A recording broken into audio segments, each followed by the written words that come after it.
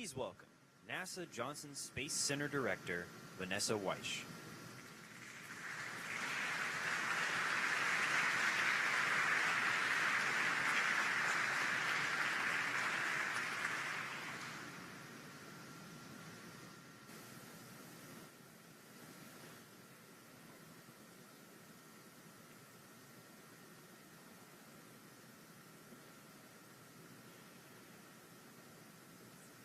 Good afternoon. I'm Vanessa Weish, Director of NASA's Johnson Space Center. On behalf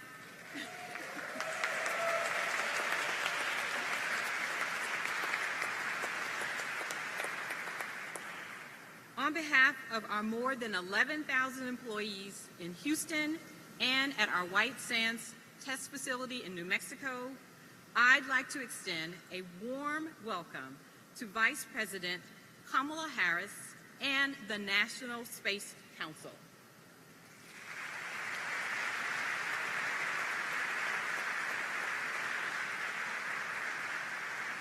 NASA's Johnson Space Center has served as the iconic setting to some of humankind's greatest achievements. This year is very special for us as we're celebrating Johnson Space Center's 60th anniversary in Houston. NASA's human spaceflight program has seen its busiest years in more than a decade in terms of number of spacewalks, launches, people in space, and research conducted aboard the International Space Station.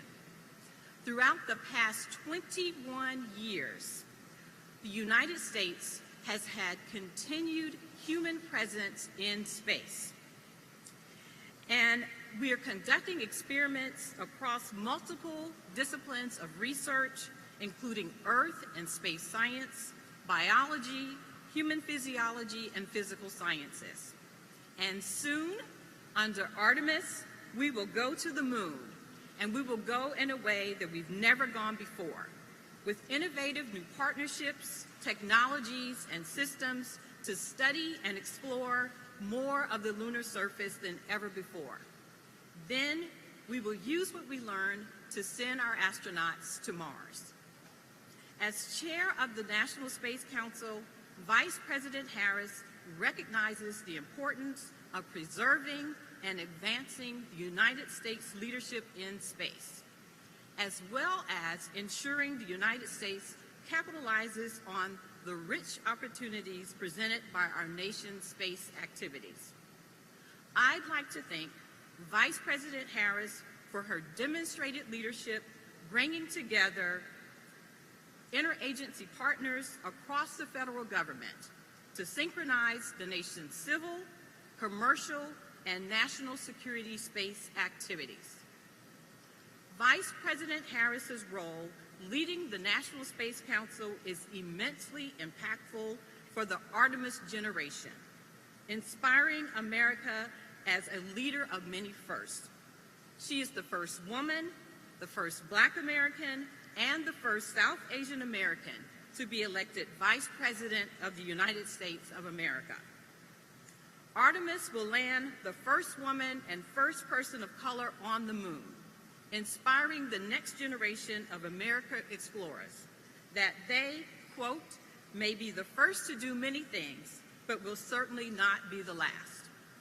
At this time, it is my absolute honor to introduce the chair of the National Space Council and the Vice President of the United States of America, Kamala Harris.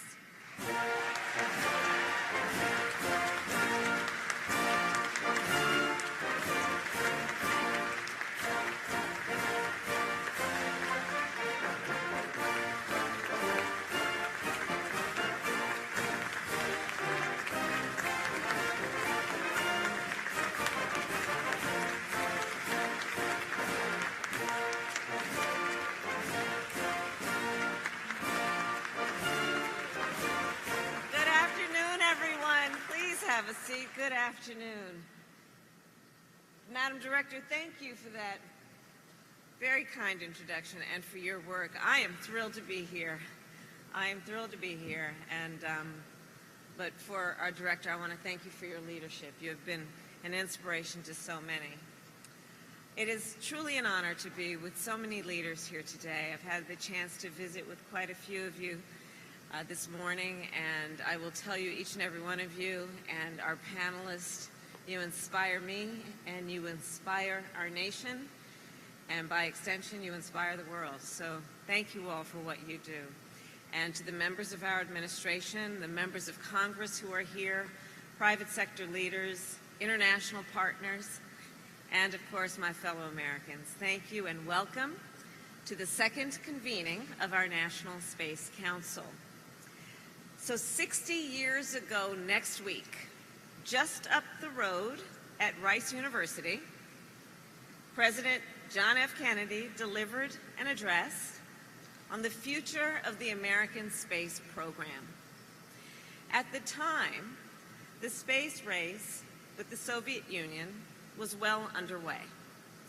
And while our nation had made many discoveries and achieved many milestones in the years before, at the time, America was at real risk of falling behind.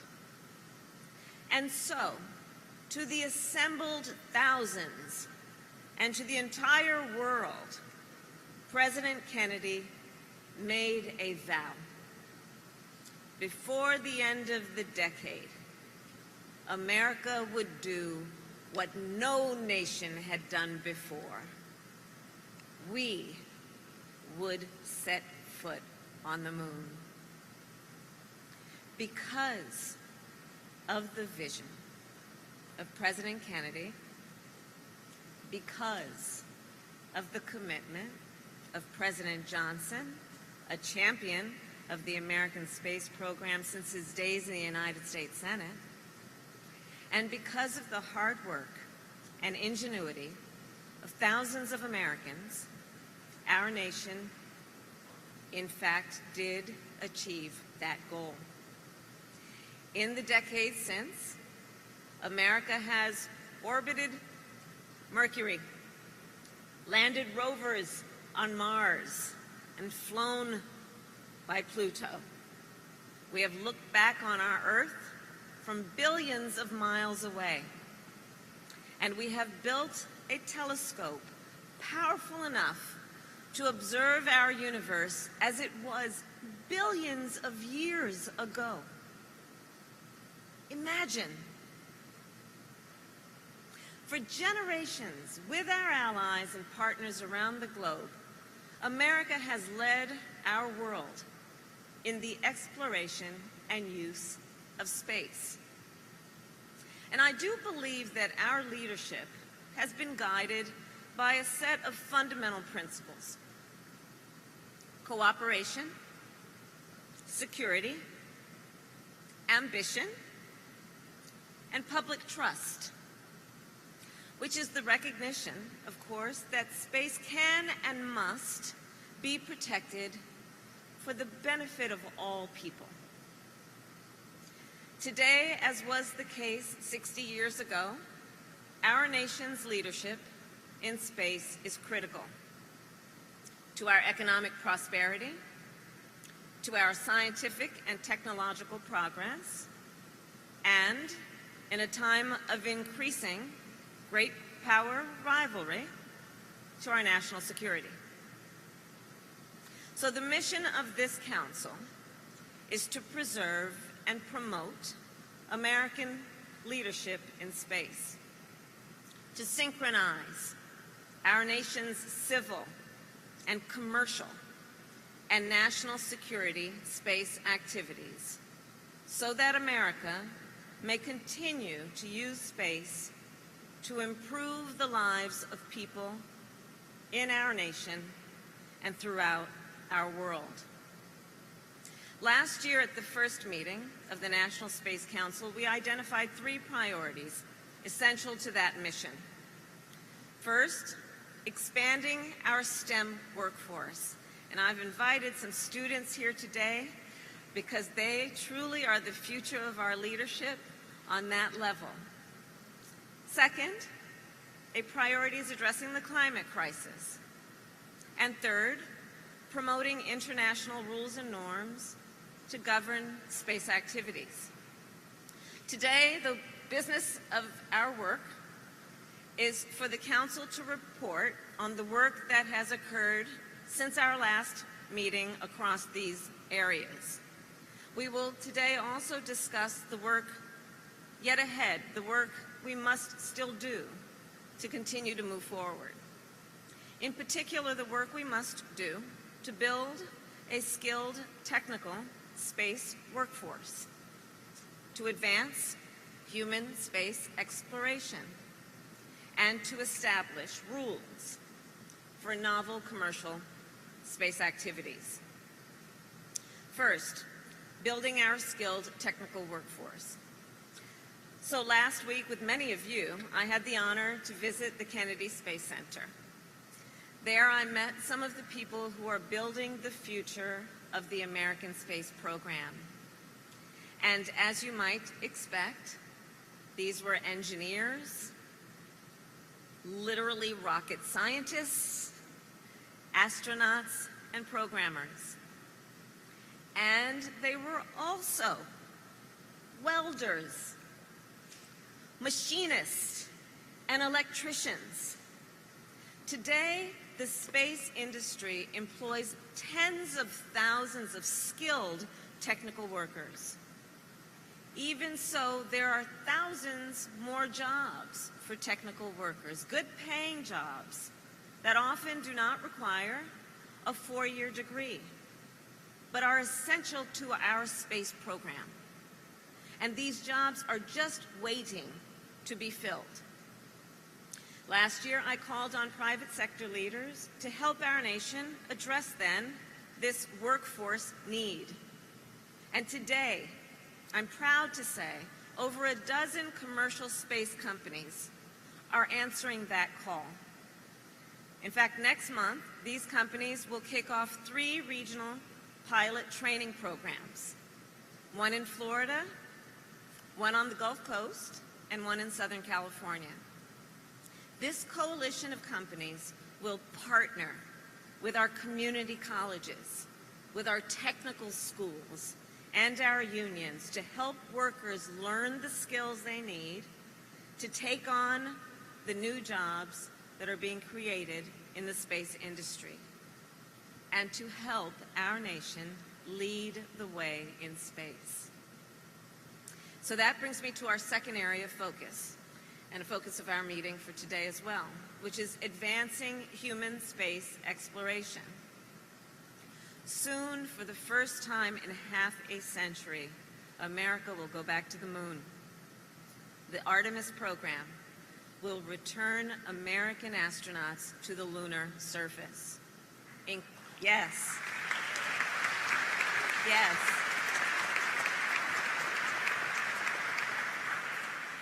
And as Madam Director mentioned, it will include the first woman and person of color. And think about it. So when we went before, indeed with pride, we planted our flag.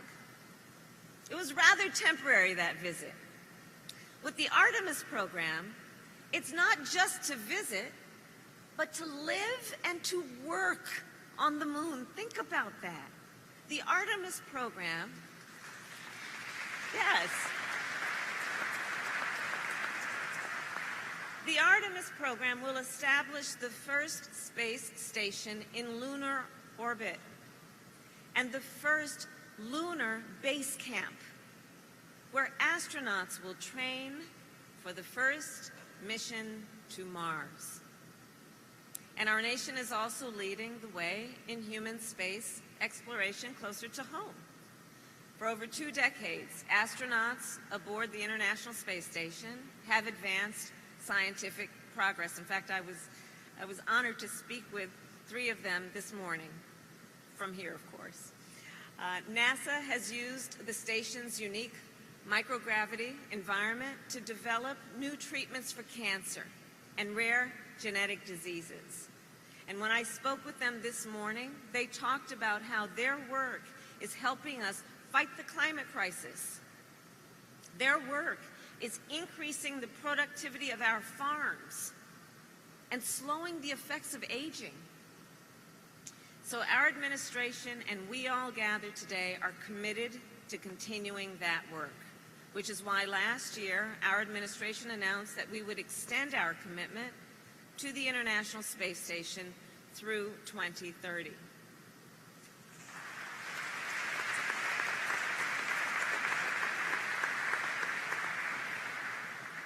And that being said,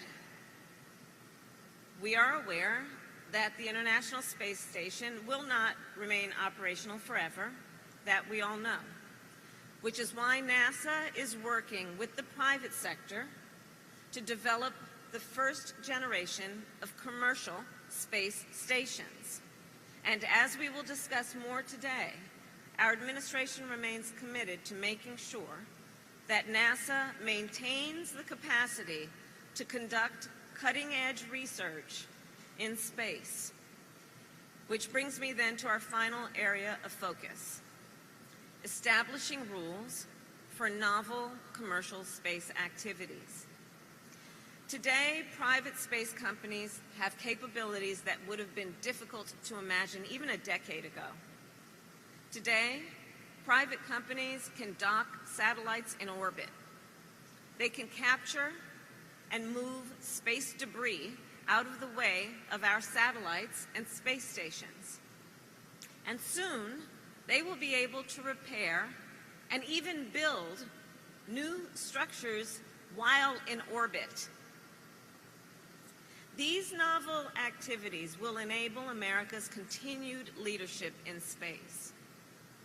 But because these capabilities are so new, few rules currently exist to ensure that they are conducted safely, effectively, and sustainably, which is why, in consultation with civil and commercial stakeholders, our administration is currently developing the first rules as a framework for novel space activities.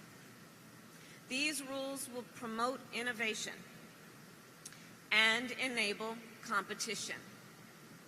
They will reinforce the sources of America's global strength, such as our innovation and our industrial capacity. These rules will be flexible enough to cover space activities that have not yet even been imagined. And they will help ensure that our nation remains a global role model for the responsible use of space. All of this, then, is part of our administration's larger vision for space. As I explained last year, as activity in space grows, we must also establish international rules and norms to reaffirm the rights of and demand responsibility from all spacefaring nations. Since our last meeting, 8 new nations have signed on to the Artemis Accords, which established clear norms for civil space exploration, bringing the total of signatories to 21. This April, I announced that our nation would not conduct destructive, direct ascent, anti-satellite missile testing. And later this month, the United States will introduce a resolution at the United Nations General Assembly to call on other nations to make the same commitment. And here's my final point. Much has changed since our nation first set our sights on the moon 6 decades ago. We have traveled billions of miles into the unknown, and we have learned many great and profound truths about our universe.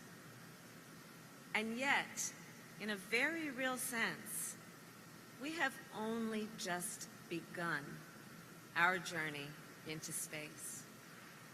There is so much we still don't know, and so much we still haven't done. Space remains a place of undiscovered and unrealized opportunity. So our task then, and our responsibility, dare I say, is to work together to guide humanity forward into this new frontier and to make real the incredible potential of space for all people. May God bless you, and may God bless America. Thank you all.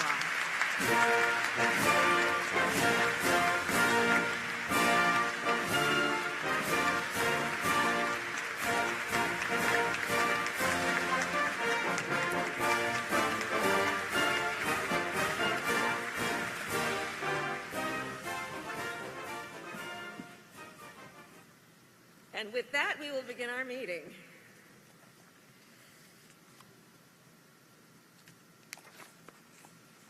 So, Bill, do you want to start us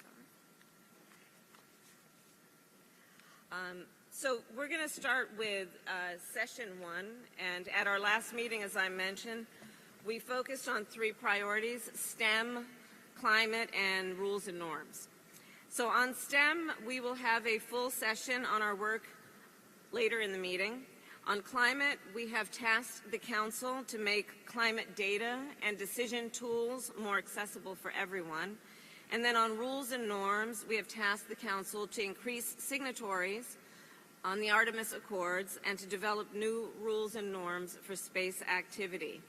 So I'm going to ask NASA to then begin the session, and I'm going to look to our extraordinary administrator, Bill Nelson, the former senator, who has been just so compelling in the way that he has led the work that NASA is doing. So, Bill, I'm going to ask you, how has NASA made its climate resilience and climate satellite data work accessible for all users, from government to a farmer? Can you talk a little bit about that?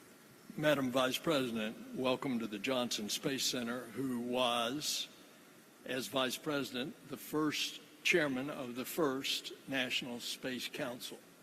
And you and the President have chosen to extend that. Here we are today. And I would add one more quote from Kennedy's speech 60 years ago. He said, "We go to the moon and do other things not because it's easy, That's right. but because it's hard." Yeah.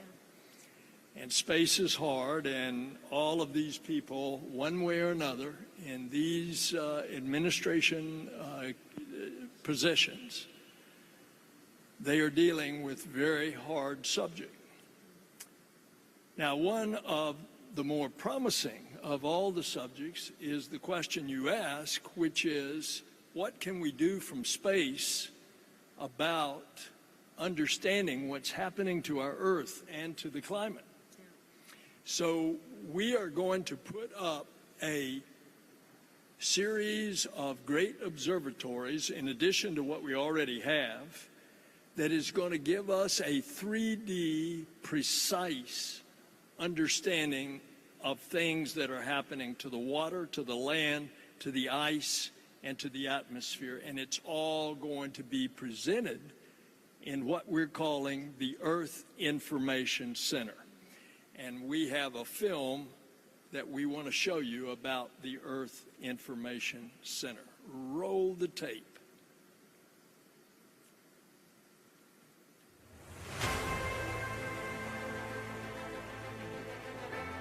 For more than 50 years, NASA has been collecting and providing data on Earth's land, water, ice, and atmosphere. Now, a new era of Earth science has begun. Together with international partners, NASA will launch the SWAT mission to provide the first ever global survey of Earth's surface water, the oceans, lakes, and rivers that affect all of us. But we also need to understand our planet as a complex whole. That's why NASA will launch a fleet of state-of-the-art satellites forming the Earth System Observatory, which will create a comprehensive 4D view of Earth, from bedrock to atmosphere like never before. The Earth System Observatory will arm us with crucial data to help us address climate change and protect our communities.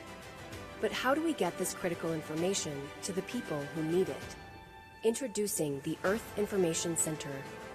NASA, working with our federal partners, will equip decision makers with the information they need to mitigate, adapt, and respond to climate change. We will create a greenhouse gas monitoring system and make data about our changing planet accessible to those who need it most. New satellites observing in the sky and an information center here on Earth, protecting our planet for the next generation.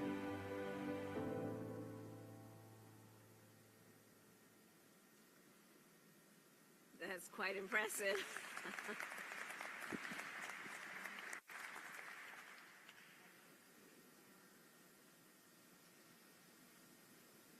Yeah, okay. And I noticed the farmer who had the tablet in that video doing their work with the assistance of the satellite data. So thank you for that, Bill. We have Assistant Secretary of the Interior, Tanya Trujillo, here. Last year I visited, where's Tanya? There you are. Last year I visited Goddard and saw the first images of the new satellite, Landsat 9.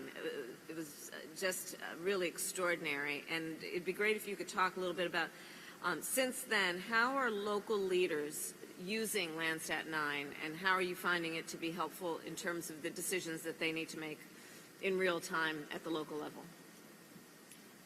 Thank you very much, Madam Vice President. I'm pleased to be representing the Department of the Interior today.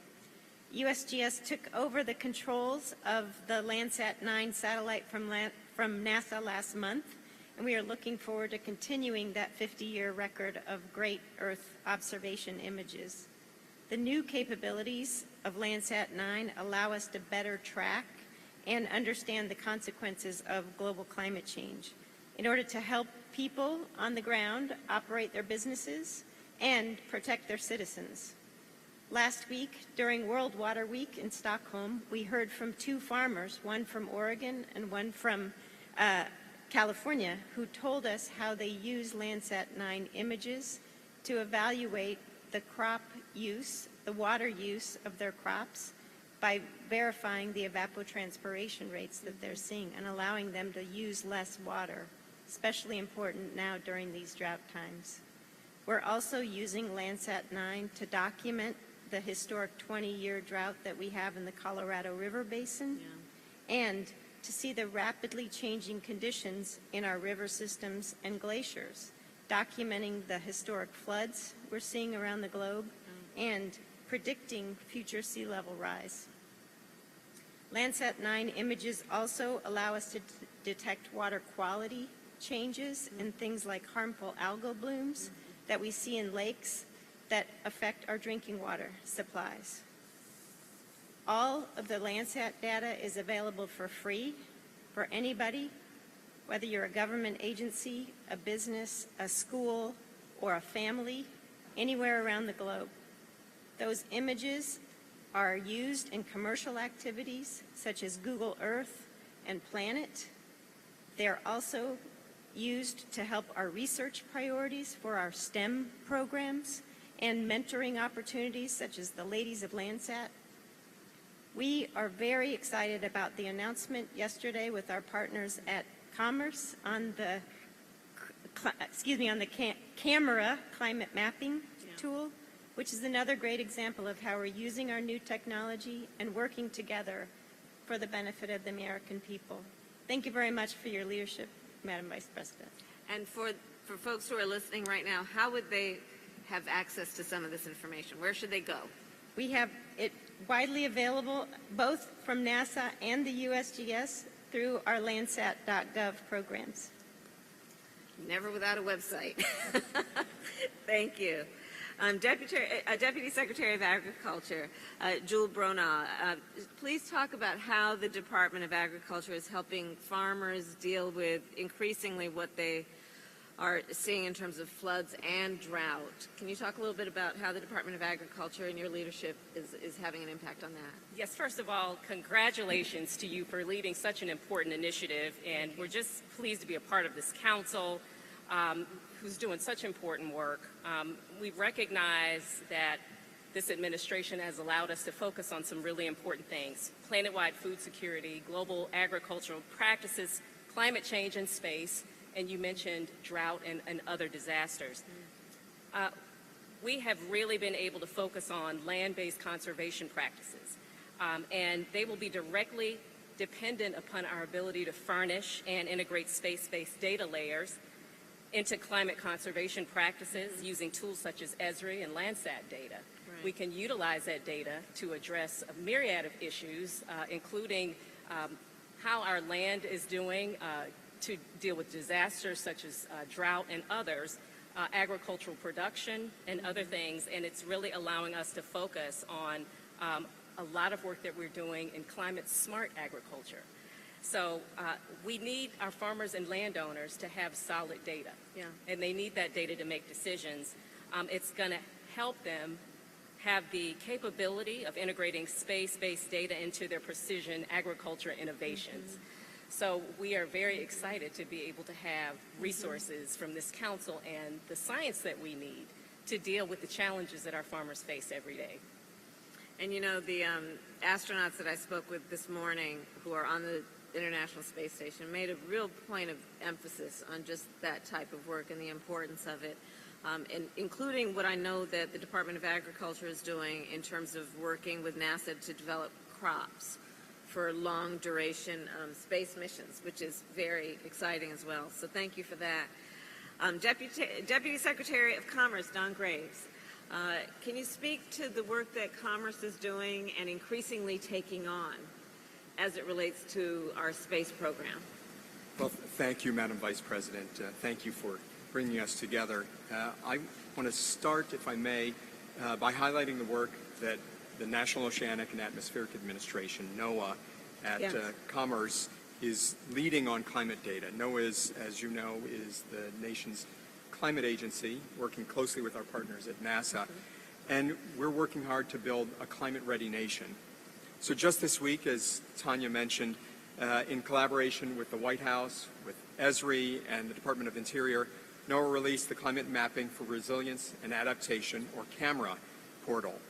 The tool will help Americans assess their local exposure to climate-related hazards and identify potential funding that can help them protect people, property, and infrastructure. Space-based technologies, including remote sensing data produced by NOAA satellites, have dramatically enhanced scientific understanding of our changing natural environment.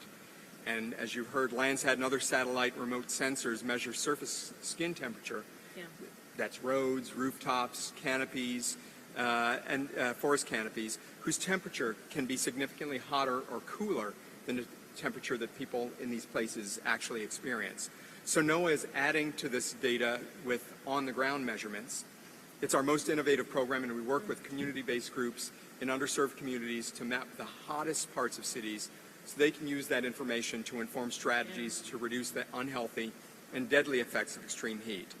And I know you're wondering about how you can get that information. Absolutely. You can, more information on extreme heat is available on NOAA's heat.gov website. I also want to get back to your other question. The National Space Traffic Management Policy, as you know, charges the Commerce Department with the task of managing future space traffic awareness for all civil and commercial users. Space is becoming increasingly crowded, as we've seen very recently. We need new technologies to help monitor active space objects and detect potentially dangerous debris. So Commerce, in collaboration with Defense and NASA, is working to establish a system for civil and commercial space traffic awareness that will support space safety and enhance technology developments. And I'm happy to announce that with our partners at the DoD, we've signed a memorandum of agreement that will drive our mutual work.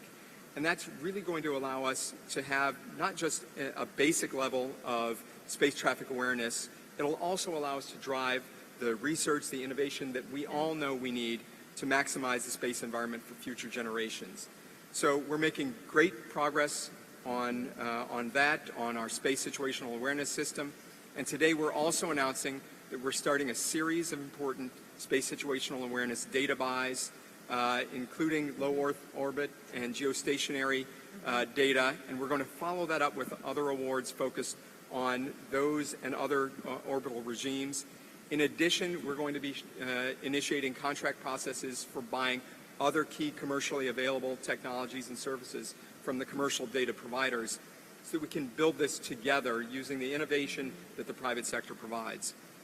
This fall, and I'll finish here, we'll conduct an all-commercial pilot program that will seek to replicate a portion of the DoD's basic safety services using only commercial data and analytical services. Thank you, Madam Vice President. Thank you. That's great progress since we last met, and that was the subject of an extensive conversation at our first council meeting. And for those who are new to space, it's basically traffic control, and what we need to do to be smart and efficient and effective and collaborative with the private sector. And I know the work that Commerce has been doing with the Department of Defense has been very influential in moving that along. So thank you for that. Assistant Secretary of State, Monica Medina, please update us on how the Department of State is furthering this work. I spoke earlier about our intentions in terms of conversations at the United Nations General Assembly meeting coming up. If you can talk about that. Yes, thank you, Madam Vice President. I'm honored to be here to represent the State Department today and will report out on all our diplomatic efforts. As you mentioned, our colleagues at NASA are doing incredible work to return humans, men and women, to the moon. At the same time, we have been working together to expand the global reach of our Artemis Accords.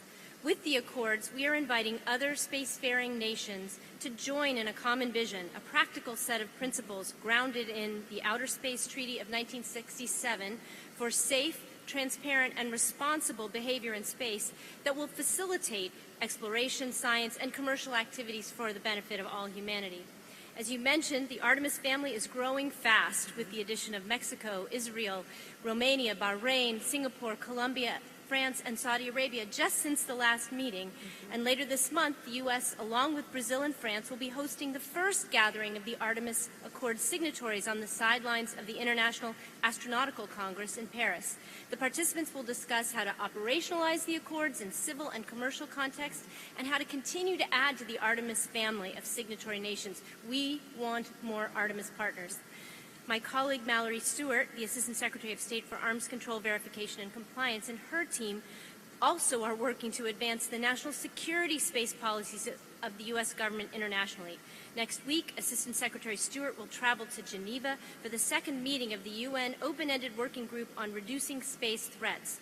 The United States, working in close partnership with our allies and like-minded countries, sees this working group as an important opportunity for all nations to advance rules, norms, and principles of responsible behavior in outer space.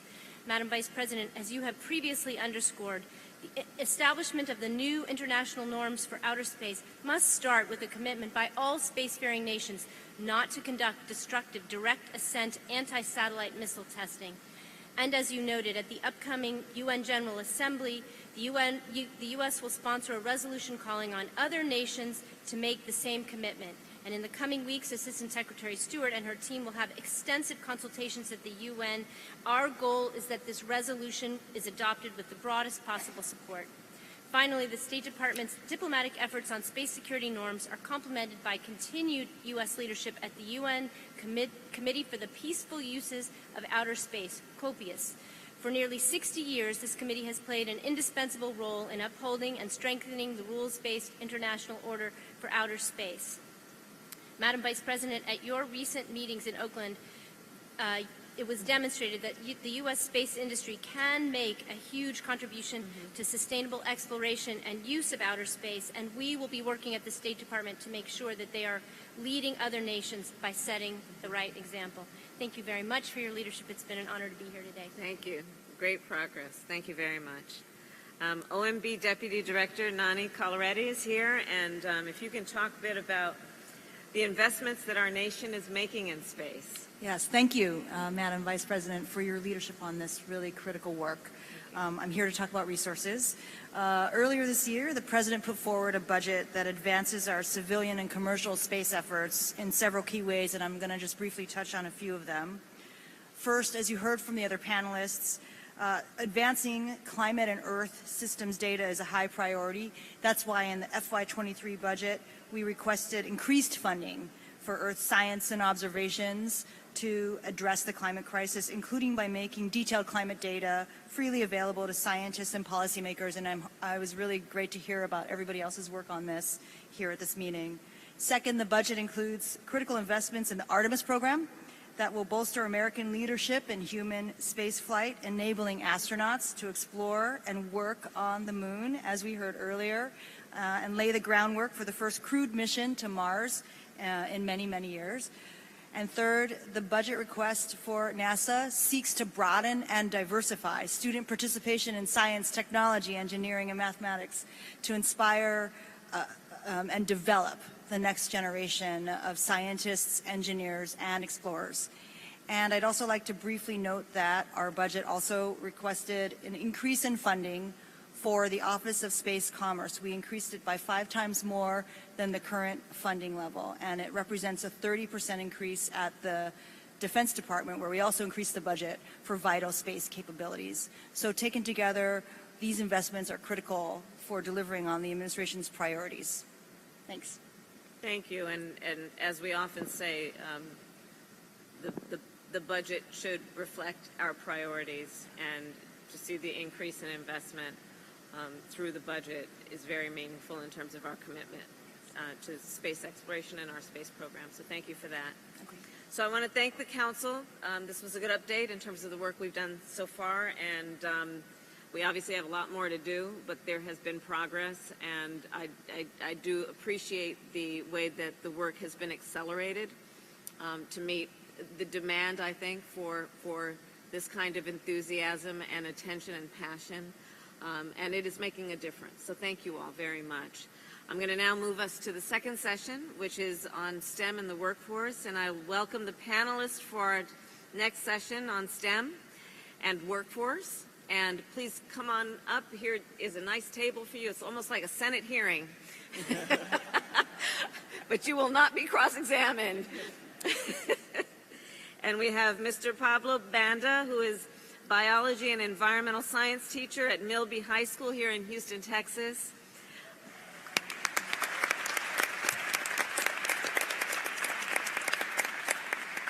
Dr. Harold Martin, the Chancellor of North Carolina A&T University. And Ms. Heather Bulk, who is the CEO of Special Aerospace Services. So welcome and thank you, each of you. So as I noted earlier, a highly trained and diverse workforce is critical to the success of our work in space. And the jobs include not just engineers, not only engineers and scientists, but also electricians and welders. And as I was touring the facilities today, I met people who are working in mission control who started there right out of college, just because they were interested in space and they didn't really understand much beyond the fact that they had the passion, but there was an entry point for them. And so if you can talk about your work and how you can advise us to have a meaningful commitment to building the workforce, to creating excitement and enthusiasm around the STEM disciplines, and also to build a space workforce that I believe should inspire and should also prepare and then, of course, employ those who have these interests and these skills and this passion. So with that, I'm going to ask first that we will start with the Acting Director of the Office of Science and Technology and Policy, Dr. Alondra Nelson, to start us out in this discussion and talk about how our administration plans to do this work in collaboration with all the folks that are here. Yes, thank you, Madam Vice President, for your leadership. Thank you to our partners for being here. I look forward to our conversation about this important work. So this is an exciting time to be working in the realm of science and technology.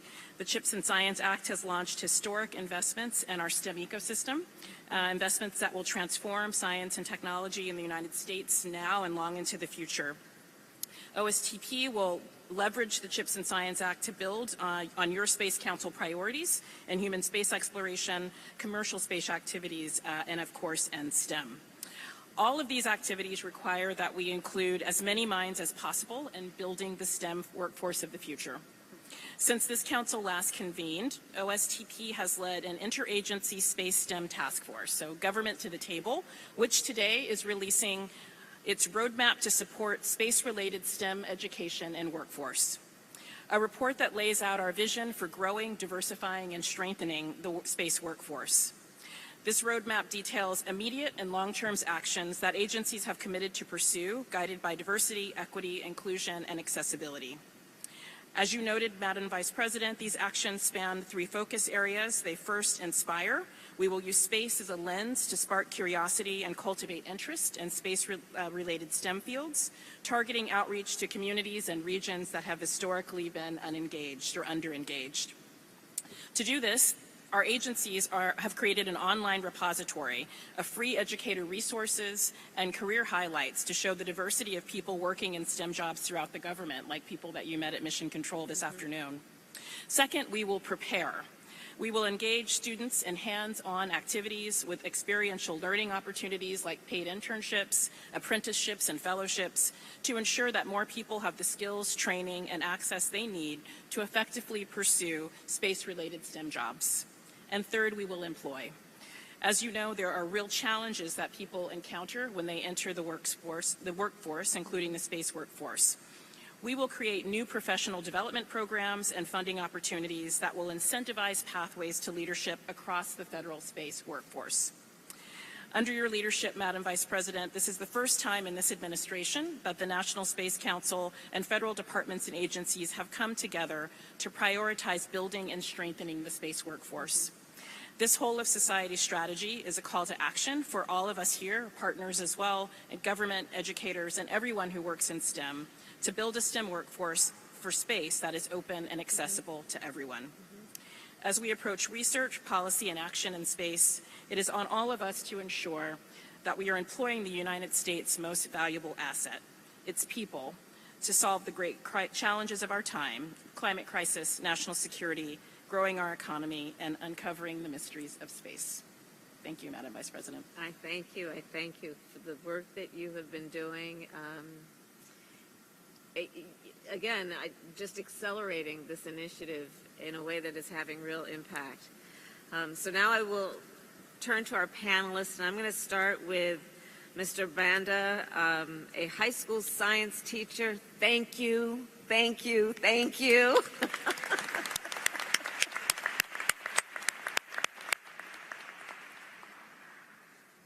Of the professions, such a noble profession, to take on a life work that is about raising and nurturing the future of our country. So thank you very much. And please share with all of us, teach us, how can we use space, talk about space in a way that inspires the young leaders that you teach? Good afternoon, Madam Vice President and distinguished members of the National Space Council. My name is Pablo Banda. I'm currently serving as the department chair at Milby High School, where I currently teach AP Biology and AP Environmental Science.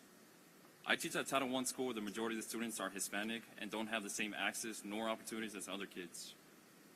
As educators, we're facing challenges on how best to engage our students, especially now, given that the learning gap has increased with the COVID-19 pandemic. Without question, space is an exciting way to get my students engaged in STEM. Last year, our school partnered with NASA through a program funded by a grant from the Department of Education. Together, we were able to create some coursework for the students. We started with big questions like, when the astronauts go back to the moon, what do they need to survive? Working with NASA education experts, the students engaged in a project called Growing Beyond Earth, where they were able to create a radish station with the goal of creating the optimal conditions for plant growth. The students were able to test different soil compositions, the frequency of lighting, the amount of water, and other factors while collecting data throughout the entire process. They were so excited to think that one day their data could be utilized by NASA. In fact, 4 out of the 5 seniors that were working on this rigorous project, probably some of the brightest kids that I've ever met, after doing this coursework, ended up changing their intended majors, going from construction science and architecture to majors such as aerospace engineering and astrophysics. And I'm happy to say that they just started their freshman year this past.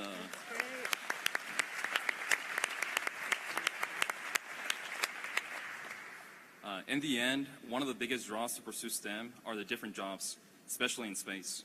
There's so many career opportunities for the students today. Through a NASA teacher externship program, I was able to come to Johnson Space Center, and I was able to see mechanics and pilots at Ellington Field, divers at the Neutral Buoyancy Lab, and even seamstresses making suits. All these individuals had something in common. They were able to tie their expertise to STEM. But many of my students don't know what opportunities are out there and end up creating their goals only on what they're exposed to.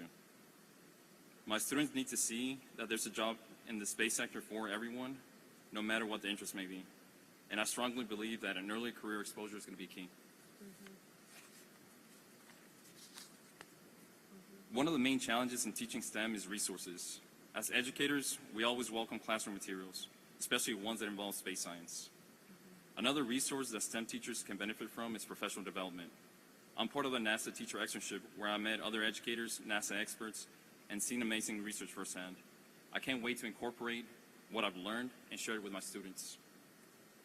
These teacher professional development programs really prepare us as STEM educators to engage students as well as build our own confidence to teach complex subjects. With more of these professional development opportunities, I'm sure other educators like myself will be equipped to inspire the next generation of scientists, engineers, and problem solvers. Thank you for your time, Madam Vice President.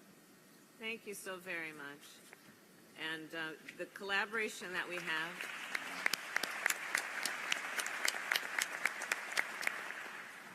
on the Space Council, it's been very intentional that we are including educators who are on the ground like you every day.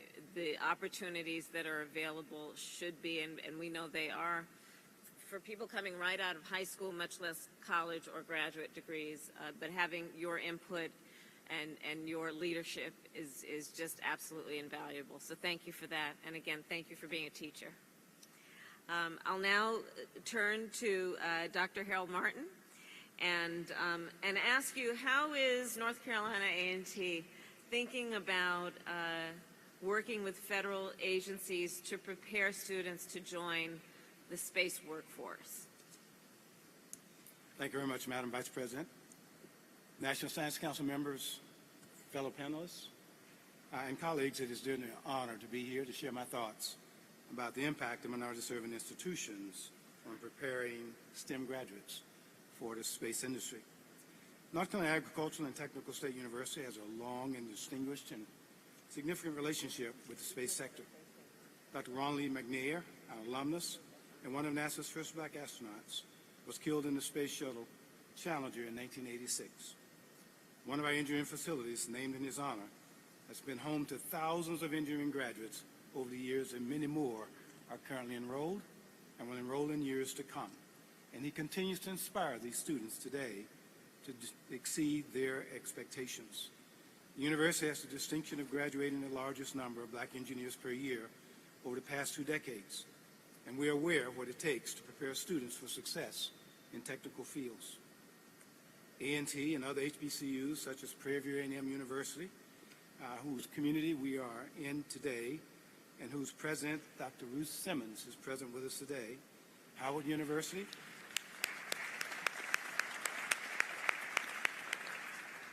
FAMU, Morgan State University, and others, and minority-serving institutions have a history of meeting students where they are and providing the education and skills development in classrooms, facilitating paid experiences in industry with our corporate partners, government partners, and research laboratories.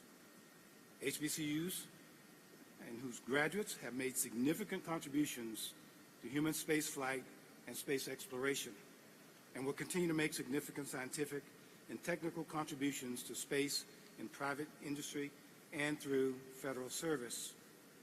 HBCUs are not alone. Community colleges, Hispanic serving institutions, and tribal colleges and universities all graduate leaders in space workforce. These institutions are being responsive and adapting their programs to meet industry's technical and workforce needs, but cannot do it alone. Relationships with industry and federal government are important and part of the success. For example, we're part of the Space Force University's partnership program that will enable us to expand our programs in science and technology and engineering programs and provide research opportunities for our students and faculty in our STEM disciplines. These programs are part, but are not only significant of what we're doing today, they are a start. There are many more brilliant, talented, and innovative students, especially those from backgrounds underrepresented in STEM disciplines, from underrepresented communities who need mentoring and support through K-12 and who could use scholarship support, internships, pathways to graduate school, and full-time employment. Faculty are doing exceptional work in our research laboratories, but also looking for increased opportunities to drive innovation, explore expectations and opportunities, and share with our students in our classrooms and our laboratories.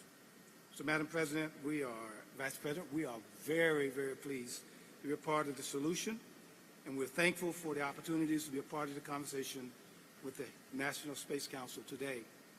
NASA, the National Science Foundation, the U.S. DOE, who continue to provide sustained support, and I look forward to continuing to deepen these significant relationships with both industry and the federal government. So thank you very much, Madam Vice President. Thank you, Chancellor. And part of our administration's investment in minority-serving institutions, HBCUs, which has been in excess of $5 billion, is with that very point about what we can do and need to do to give more resources to the venerable institutions that have historically produced our nation's scientists, engineers, and mathematicians. And I want to recognize also Deputy Secretary of Education Cindy Martin, who is here, who is really a leader on a lot of these issues. So having heard from our two educators, can you talk a bit about the work of the department under your leadership? Thank you so much, Madam Vice President. And we love hearing from a teacher the way that you inspire by sparking interest, having students explore the career, and having professional development. You inspire our nation. Thank you. And thank you for the opportunity to speak on what the department's doing to inspire, prepare, and employ. Secretary Cardona and I are so deeply committed and focused on this to ensure that all of our students not just have access to, but that they feel that they belong in high-quality STEM education, both in and out of the classroom. A feeling of belonging matters for our students because we know that sense of belonging is how we inspire, which is your first charge of this commission. The next generation of innovators, and that's how they enter into space exploration. Students can dream big when they're in classrooms, like we just heard Mr. Banda speak about. So to that end, the Department of Education is pursuing multiple strategies across multiple fronts to enhance STEM education workforce and to support the delivery of inclusive STEM learning across all classrooms and experiences that will engender a sense of belonging to STEM students across the country.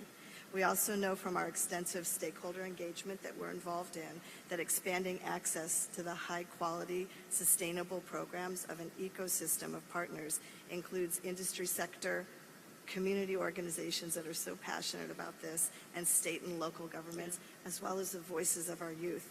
All students across the country and teachers have passion around this topic, as well as our parents, listening to all of the stakeholders who help us see the path forward. We in the federal government and this administration have an opportunity in this moment to strengthen those connections within that ecosystem that already exists. So for example, education's collaborating with the space industry leaders in developing Space Career Challenge for high school students, and we're partnering with NASA to engage after-school youth in space-related engineering design challenges that are awesome to see the kids participate in. Therefore, the Department of Education is elevating STEM education as a departmental priority, and we're bolstering our role as a leader in the STEM ecosystem, which we know is going to lay the foundation that will help us grow the future space workforce, one that's diverse, one that's highly trained, and one that's ready to provide solutions for our future, for the challenges not just of today and of tomorrow. There's a place for everyone in space. That's right. That's right.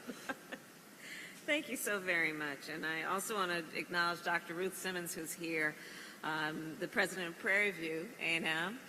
And I also know that we have Reginald DesRoches, who's here, and from Rice University, and I want to thank him as well. So with that, I will now turn to our Undersecretary of Defense, Heidi Shiyu, and I'd ask you to please provide your perspective on this discussion and how you are thinking through the Department of Defense about how we can invest in STEM and our future workforce.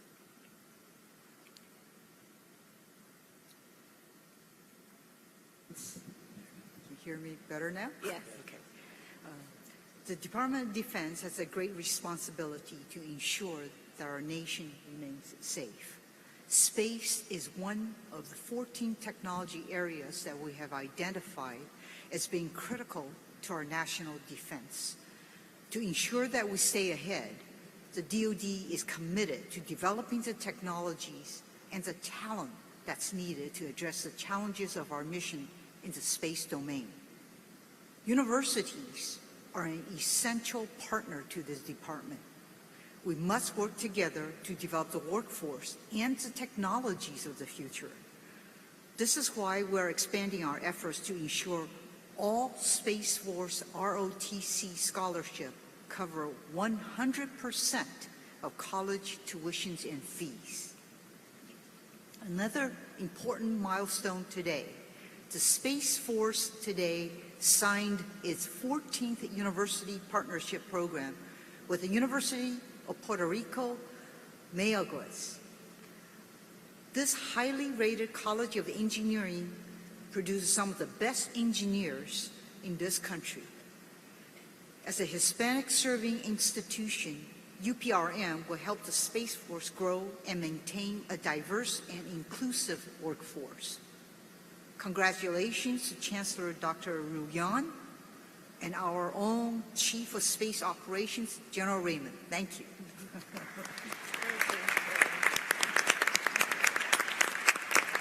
These are just two examples of how the department is actively looking across the services and components for innovative ways to grow our talent pool, especially in coordination with minority-serving institutions, tribal colleges and universities, and HBCUs.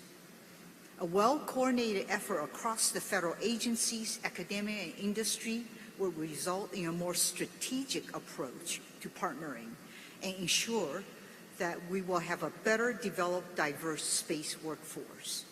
The department is looking forward to contributing to this important effort. Thank you. Thank you so very much. And now I'd like to turn to Ms. Bulk, the CEO of Special Aerospace Services. And if you could share a bit about how you're thinking that the space industry can recruit and develop the workforce in space. How are you thinking about that?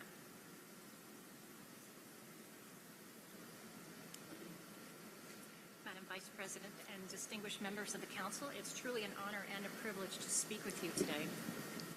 I'm the CEO of Special Aerospace Services, a woman-owned company that provides engineering and hardware to civil, NASA, defense, and space programs.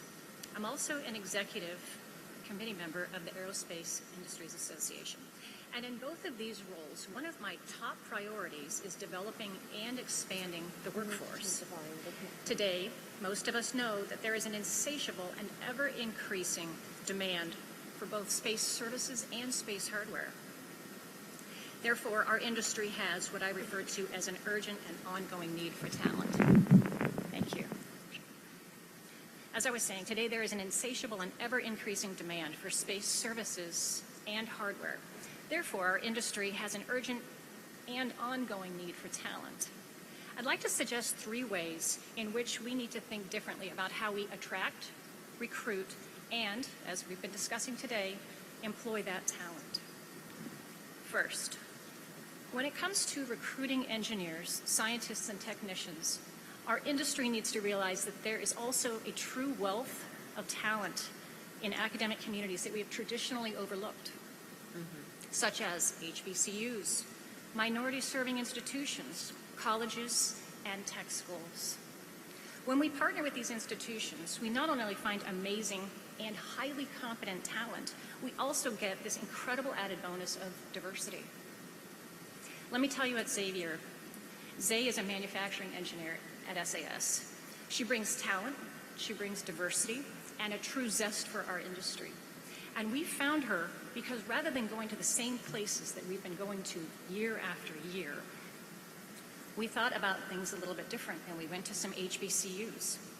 Zay has proven to be an invaluable team member, not only at our company, but a true asset to our clients as well for their incredibly important missions. Second, I'd like to talk about one of my favorite topics, skilled technical workforce. And the skilled technical workforce is something that when we talk about our machinists, our electricians, our welders, and inspectors, our industry has got to think different here. By hiring for the skills needed to do the job rather than the educational requirements that we traditionally looked at. Like you, Madam Vice President, not everyone, as you said, not everyone needs a college degree. And they cannot necessarily have a college degree to have incredible impact in our industry. Students can come straight out of high school into apprenticeship programs, community colleges, and trade schools. Students, as well as those looking to pivot into our industry, like our critical veterans in our United States. These individuals can immediately come out onto a solid path of having a good job, good salary, and working with state-of-the-art technologies while contributing to an incredibly exciting and important mission. One of our machinists by the name of Caleb was with the U.S. Navy, and he worked on power plants aboard the USS George Bush. MSU Denver, a university that we partner with, sent us his resume and said, you should really take a look. We hired him, and he's taken those military skills and been able to effectively pivot into our very valuable space industry. He's an example of a veteran who might have previously been overlooked and is now making an incredible contribution to our industry. Finally, if the space industry is going to continue to enable national security, creating economic opportunity, and drive innovation, we need to have truly united efforts on the part of the government, industry, and academia to effectively address this pressing talent issue. An incredibly good example of this is our new facility in Huntsville, Alabama. I see business, academia, and government effectively coming together to address industry workforce needs, not only for today, but for the future. We need to be doing more of this type of collaboration and modeling what's taking place there. Together, we can truly make a real and sustainable impact for the advancements of our space workforce. Thank you. Thank you so very much. Thank you for giving voice to that.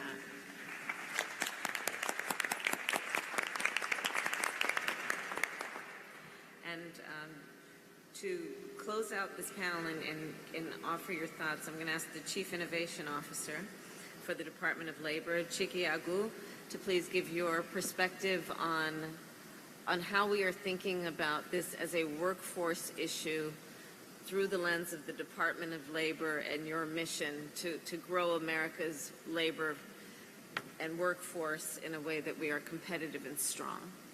Thank you, Madam Vice President. And as you know from Secretary Walsh, our mission is to make sure that every American is prepared for and employed in a good job. And what you heard from Mrs. Bulk is the opportunity for the space sector to do that.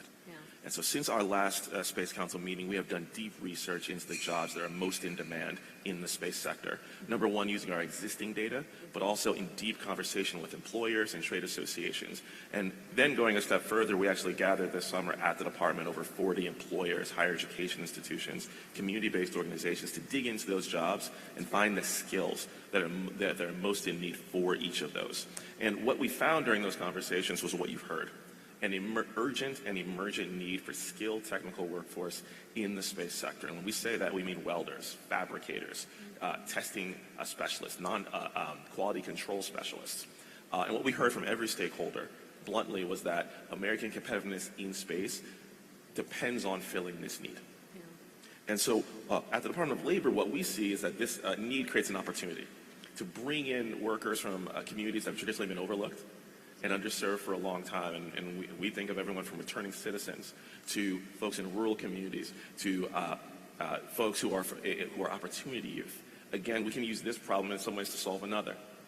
And then really what we know this requires is new industry partnerships, where industry is working hand in hand with academia, training providers, to make sure that we have the workforce that we need. And it's why we're so excited about the industry commitment today that you announced. We need more things like that to basically solve this problem. And for us, the Department of Labor, we commit to 2 actions by the end of 2023. Number 1, we are going to update and augment the Department of Labor aerospace competency model to include space activities, so that whether you're an employer or an academic provider, you know the skills that are required so that you can help facilitate skills-based training, skills-based hiring, and creating that diverse workforce that we all need. Number 2, by the end of 2023, we commit to conducting the first registered apprenticeship accelerator focused on the space sector. This accelerator will bring together employers, academic providers, training providers to come together and further the use of registered apprenticeship to fill these critical roles, and also create that workforce that not only fulfills the need but also looks like the country. I think if we do all these things, we're going to create a space that makes us competitive up in space, but that also creates careers here on Earth. Thank you, ma'am. Thank you. And a theme that we've heard on this point, to your point, is thinking about how we define the job, not based on a title or the name of a degree, but what skills are required to actually to perform the job. Correct. And also what we've heard is the critical relationship then between government, between academia, educators, and the industry to build America's workforce in space. So thank you all very much. Thank you for participating and for your leadership. And we're going to move now to our 3rd session.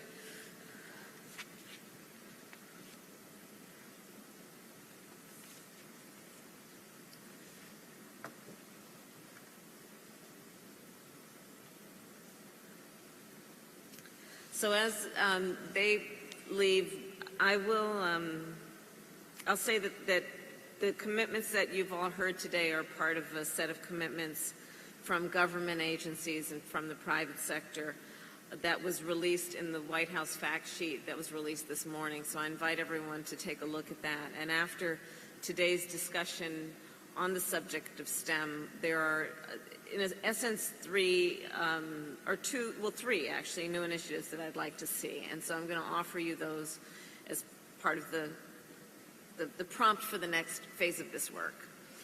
1, I'm asking the Department of Education to create a plan within 90 days to stand up a new STEM office at the department and to lead STEM education activities, as we've discussed, in partnerships across the public and private sectors, and to expand pathways to space careers. And it sounds like you're well on your way to do that, but that is the request that I'd like to make coming out of today's convening. Second, I'm asking OSTP within 120 days to inventory and align all of the space-related investments and partnerships between the federal government and colleges and universities so that we can have some guidelines and some timelines on moving that work forward, and it sounds like it's well underway. Finally, if we're to maintain space leadership as a country and strengthen our industrial base and create good quality jobs, I do believe that we are well on the way to do that, but the collaboration that we have here is important. And to that end, I'm asking NASA Administrator, DOD and Commerce to recommend within 180 days a plan to ensure that the space sector is included in federal programming. In particular, for example, I have in mind Manufacturing USA, which is a federal program that is really focused on a lot of the kind of work that we are talking about today. So that'll be part of the due-out of our work on STEM. And with that, I will introduce our 3rd and final panel. on human space exploration, and I welcome Dr. Aruna Sharma, who is a research scientist at Cedars-Sinai, and Ms. Karina Dries, who is the president of the Commercial Space Flight Federation. Welcome to you both. Human exploration is a natural topic here at the Johnson Space Center, which of course is the home of the Astronaut Corps and Mission Control. So as we transition, as I spoke earlier, as we transition from the International Space Station to what we are doing around commercial space stations, our administration is, as I've said, committed to ensuring a smooth bridge between space activities of today and those of tomorrow. And it is why, as I said earlier, we are committed to extend our investment in the International Space Station through 2030 to ensure a smooth transition as we move forward. And of course, we look forward to our partners making similar commitments. So as we are looking forward, then I'd ask our panelists, and I'll start with you, Dr. Sharma, what is your perspective on the value of the work that is happening there, and in particular, the research that is happening in microgravity? Will you explain to us all why the research that happens there is different than what happens here, and how it might advance all of our interests? Certainly. Thank you, Madam Vice President. I'd like to speak today about the potential and the possibilities for conducting scientific research aboard the ISS, the International Space Station, and in low Earth orbit. The U.S. National Laboratory on the International Space Station has been critically important in enabling scientists like myself to utilize microgravity for research leading to Earth-side benefits. In 2016, astronaut Dr. Kate Rubins, a microbiologist, conducted a number of pioneering biomedical research experiments aboard the ISS, including the first DNA sequencing in space. In another experiment, she grew a sample of beating human heart cells to help us understand how the single cells of the human body function in space. It sounds like science fiction, but it certainly wasn't. I co-led this Heart Cells in Space project when I was a graduate student at Stanford University, and it has been the foundation for my independent research laboratory at the Cedars-Sinai Medical Center in Los Angeles. The human heart cells that astronaut Rubins grew on orbit changed their genetics and how they beat in microgravity. But interestingly, most of these changes reverted back to normal when the cells returned back to the planet. From the results of this project, we learned just how adaptable the individual cells of the human body are to microgravity. This is just one example of the cutting-edge research that is being conducted every day aboard the International Space Station. Physical science experiments in microgravity are helping us improve fire-resistant fabrics worn by military personnel, electrical workers, and firefighters. Material science research on the International Space Station is leading to the development of advanced fiber optic cables, far better than what can be made on Earth. But as a biomedical scientist, I am most excited about how we can harness microgravity to grow cells and biological materials in ways that are simply impossible on Earth. For example, our laboratory in the Cedars-Sinai Regenerative Medicine Institute is launching a project focused on stem cell biology to the International Space Station next year. This project will examine how pluripotent stem cells, which are powerful cells that can turn into nearly any cell type found in the human body, might grow better or faster in microgravity. Results from these studies could lead to new therapies for diseases such as cardiovascular disease, cancer, Alzheimer's disease, which are all being researched in low Earth orbit. Thanks to the International Space Station and the U.S. National Laboratory, microgravity is more accessible than ever for scientific research benefiting life on Earth. I am so excited for the amazing discoveries that we will make in space in the years to come. Thank you. I am too. Thank you. And NASA Administrator Bill Nelson, can you speak a little bit about your perspective on this? I know you've given it so much thought. I'll give you a couple of other examples. On the stem cells, for example, what is it about microgravity or zero-G that helps you, say, for example, cancer research? All right, we use stem cells now in part of our research on looking for cures. but you have to have millions of stem cells. And the problem is when on Earth, in one gravity, you grow stem cells, they all fall to the bottom, and most of them die. Now, take that stem cell growth to 0G on the space station, and now they don't fall to the bottom. You can harvest so many more. And then as you bring them back to Earth, keeping them alive, you've got, Madam Vice President, all the additional stem cells. Let me give you one other example.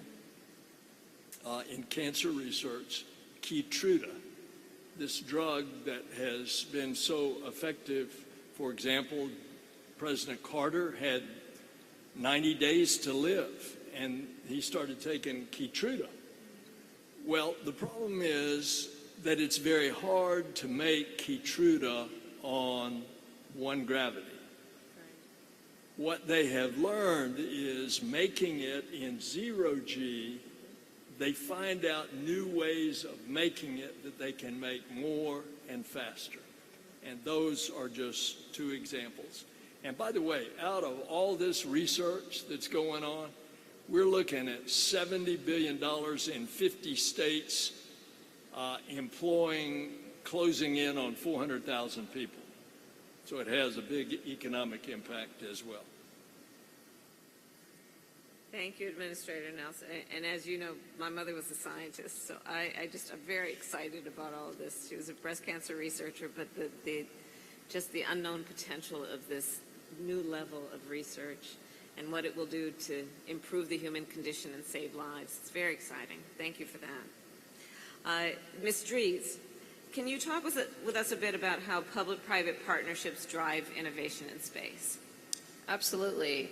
Thank you, Madam Vice President, and distinguished members of the Space Council for the opportunity to present today.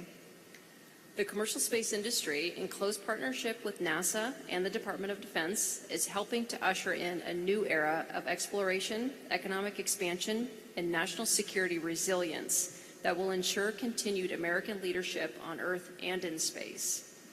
Commercial space is an innovation engine in this country, generating billions of dollars of annual economic activity and employing hundreds of thousands of workers. This success has been enabled by the U.S. government leveraging public-private partnerships and firm fixed-price contracts that incentivize innovation, affordability, and performance. Through a commercial model, NASA has restored domestic access to the ISS for $20 to $30 billion less than a traditional approach would have cost, which has opened up the gateway to LEO and a new era for researchers and innovators. The same launch vehicles developed to send crew and cargo to the ISS have allowed America to dominate the global commercial space launch market, a field that had moved almost entirely overseas prior to the introduction of NASA's COTS initiative. Building upon the success of this model, NASA awarded commercial LEO destinations contracts to ensure an American presence after ISS retirement. These platforms, along with commercial suborbital services, will build on the legacy of the ISS to support microgravity research and development. The discoveries that will be made in microgravity will impact fields as diverse as medicine, communications, and industrial manufacturing. America must encourage private sector development to counter growing Chinese influence and capabilities in the space arena. We don't have time to waste in LEO as other nations rapidly mature their capabilities. It is critical to avoid a gap between ISS decommissioning and the operations of these commercial LEO destinations. NASA's leadership and willingness to work with commercial providers ensures we can leverage the ISS by continued use of private astronaut missions to increase commercial access. The U.S. government could also refine operational procedures for commercial users and drive down costs on commercial crewed spacecraft to generate additional demand with CLDs. We also recommend implementing regulatory reforms that enhance innovation and creating a transparent environment which is conducive to private sector investment. We applaud OSTP's strategic vision and industry outreach, and we are dedicated to working closely with NASA, the Department of Commerce, and the Department of Transportation to help implement this vision timely and safely. Thank you again for the opportunity to address the Space Council today. Thank you so very much.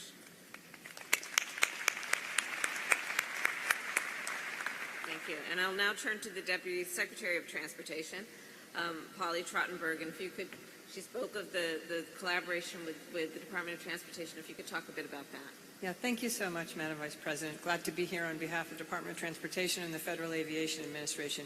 And we certainly agree that the private sector plays a critical role in American leadership in space.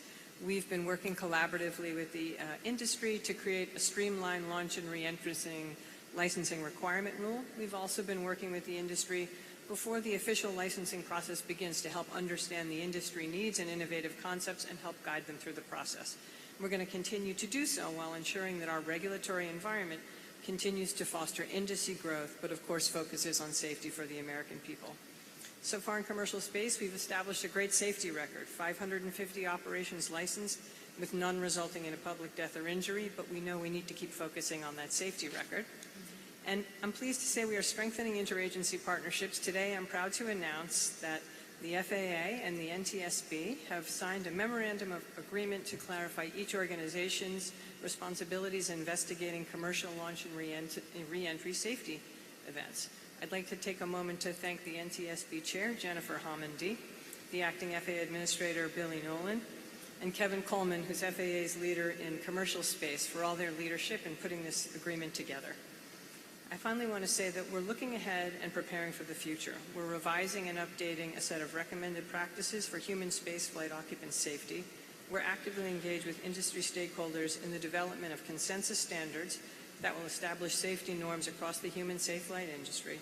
And we're in the process of standing up an aerospace rulemaking committee that will engage stakeholders on commercial human spaceflight. I want to thank you, Madam Vice President, for your leadership, and we look forward to that continued collaboration. Thank you. Great progress. So essentially, a lot of this discussion in this panel has been about synchronizing the work across government and the commercial sector to ensure our increased leadership.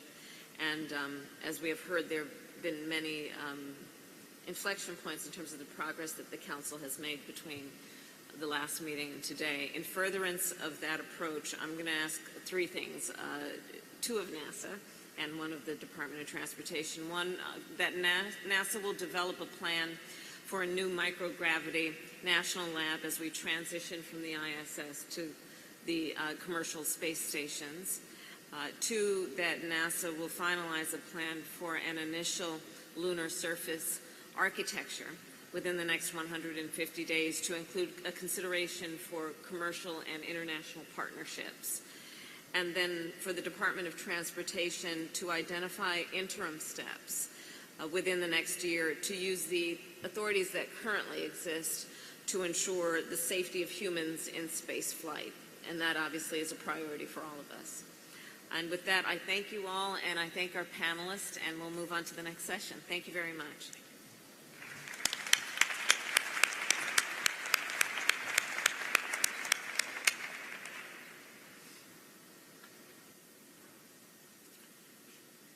And now I will welcome the next panelists.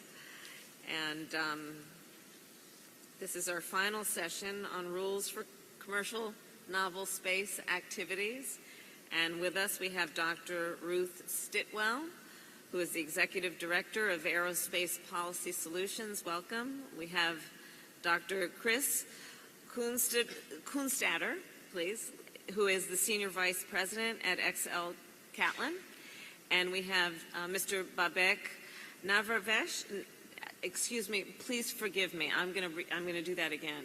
It's important to pronounce correctly. It's Nikravesh, and he is a partner at Morrison & Forrester. Welcome to the three of you. And as we have talked earlier, and it was mentioned actually, I was at the Chabot Space Center in Oakland recently and heard from our private sector folks about how the technology is moving so quickly and their innovation is moving forward so rapidly to the point that the companies who are developing these capabilities don't fall squarely into existing regulations.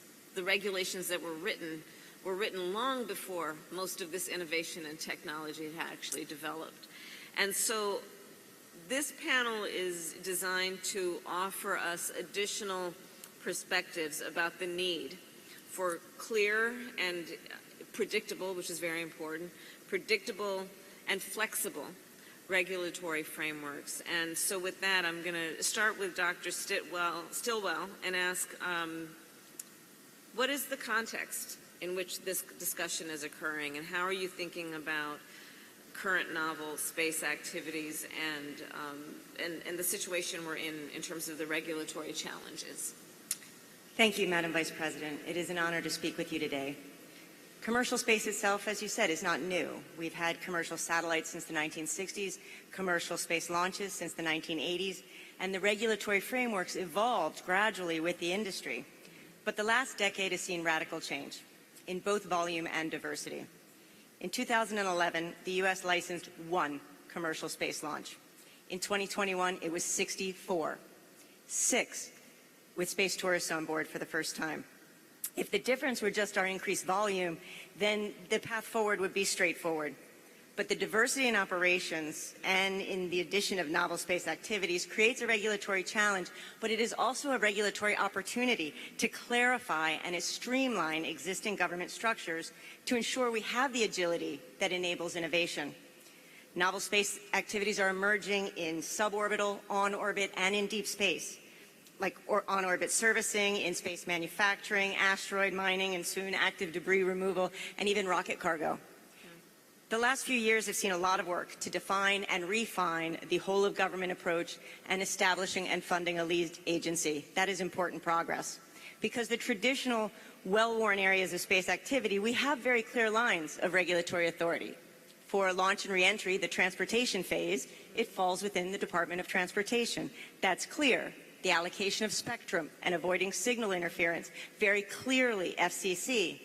But when we get into other commercial areas that require not just authorization but continuing supervision in space, we need a clear, predictable, flexible regulatory approach to support an industry with applications we may not yet have envisioned, and to ensure that they have a safe environment in which to operate.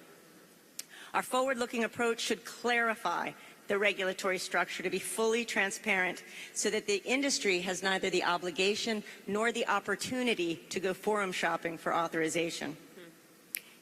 And most importantly, to make sure that none of our obligations go unmet. I thank the Council for their attention to this very important issue. Thank you.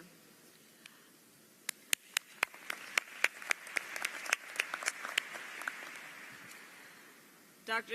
Kunstadter, can you talk a bit about the insurance industry and how you are thinking about responsible behavior in space and how the industry can incentivize responsible activity in space?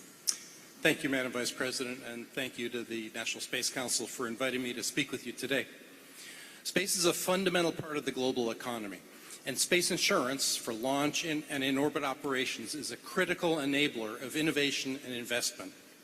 We provide the financial certainty that allows companies to develop novel technologies and applications and encourages investors, including the U.S. government, to support these activities. The rapid growth in the number of satellites and other objects in orbit heightens the very real risk of collision. This is really an environmental issue, the space environment.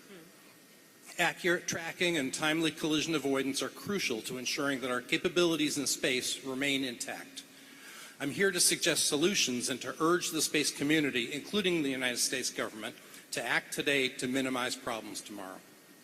In my work, I partner with satellite and launch operators and manufacturers, government agencies, and many others to promote safety and incentivize responsible space activity.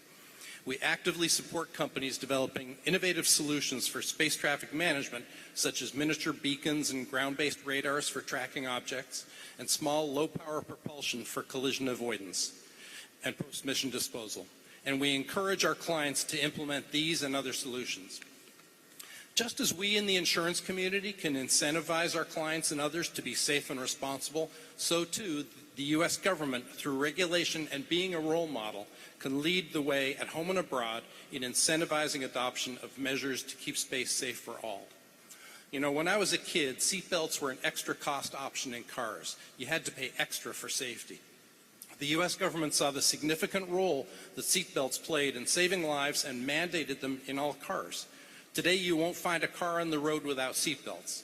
In the same way, the U.S. government can recognize the role that beacons, radars, propulsion, and other technologies play in space safety.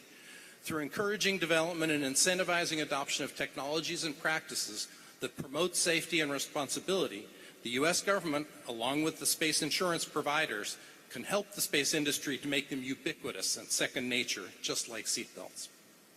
A significant collision in space will have a chilling effect not only on space insurance, but on all space activity, and we can't afford that.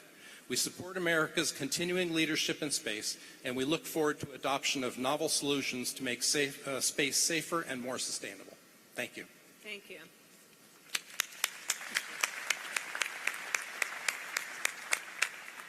Mr. Nikrovesh, how can, as has been discussed, clear and predictable and flexible regulations be conducive with a constructive investment environment? How are you thinking about that? I think we all believe we should reject false choices. We can do both. So can you talk a little bit about that? I'd be happy to. Thank you, Madam Vice President, and thank you to the National Space Council for the opportunity to speak today. This is a very exciting time for the commercial space industry. 2021 witnessed more than $15 billion invested in space-related businesses, nearly doubling the amount from the year before. Venture capital accounted for the great majority of those dollars, as it has for the past few years. We saw more venture capital targeting space startups than ever before, both in terms of absolute dollars and number of transactions. And that should come as no surprise. Venture investors are comfortable making bets on early-stage, high-growth businesses, which present greater degrees of risk than businesses favored by other industries. But the check sizes of venture investors tend to be smaller, and maturing space technology startups looking to accelerate growth need access to more significant sources of capital. Institutional investors, including long-term-minded investors like public sector pension plans and sovereign wealth funds, offer the promise of larger check sizes and more patient capital, just what growing space businesses need. Yet these investors are historically risk-averse. They may be stewards of their national wealth or fiduciaries responsible for investing monies to provide retirement benefits to beneficiaries. They are by necessity careful, and while a limited allocation to riskier propositions in any well-balanced portfolio is appropriate, their approach to investing often tends to be more conservative. The promotion and development of a comprehensive legal and regulatory regime to govern the emerging private sector capabilities in space would do much to reassure institutional investors and promote private investment in commercial space.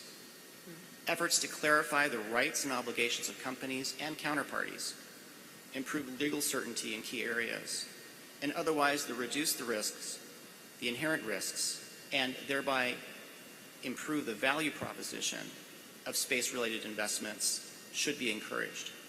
To be sure, this effort requires us to improve and harmonize our domestic laws and regulatory regimes.